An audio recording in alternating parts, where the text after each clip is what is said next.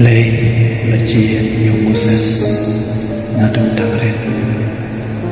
banlong umong yalam na kamta ki Israel mantabat yaki na kachinglong rao dari Egypt bat kani kakana kaitu japan kachinggit majong Moses kikimi hikma na kachingship majong Moses kakana pateng ko bau Amram kupa jong Moses bat kajo bet kekemi jong Moses kibalong kikimi hikma jong Moses kila kuslai ke hukum alami nusni haro ki opa kuntau Amram kupa jong Moses syok na chipon bat ketengah jong om nama om ian yaka Andre bau kuang yoi ya kacing semusi jongka abau haro penyap ya kikul syaitan hadir naisnya nak kata kapor ka Miriam ka Henman Moses na itu upah ka omba kikimi kikpa jongka kim yok pun syaitan uban pelan di Israel na kacing nongrau kalau omnya lau upah ka eyane ka bapilan le bapila yung syok no pakime atu kane kam bapim dan jingsanya ya keluar macam baik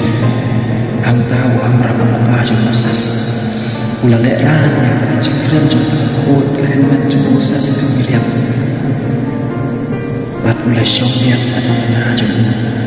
bat kila yok yung kun senang papabriu bat tahu deh Moses tidak bukti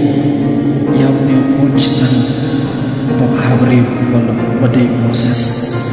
tidak bukti yang lain naik kinong Egypt lapan kuno mensyam kipun senang jong Israel kilapa yaki kentai Egypt manlet manrat penyam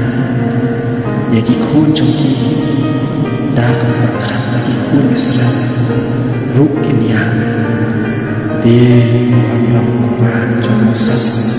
bat kajok bat kami jong Moses batu agak Bible kila thang dah syam bat latang tak kendau ya ka bat kisah hab yo kunong apo syam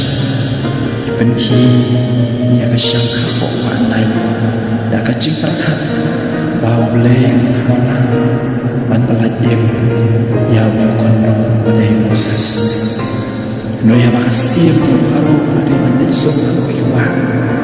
bat kala syam ya to num dan ko syam kala syam ya to bat kala ri kala sultan ka belum balong Moses ani kalau kecil tu ana syapam kecil im jom Moses sakabor dapatna ya kabah orang lain na kene kecil syap ya jom usia baru kene kalau kecil semua sukia namar boleh benci Moses nadu nakakapok jangan ni suara kai boleh baca Moses dan longkong ngelam nong pelajim yang Israel nak kecil long rau nak kerja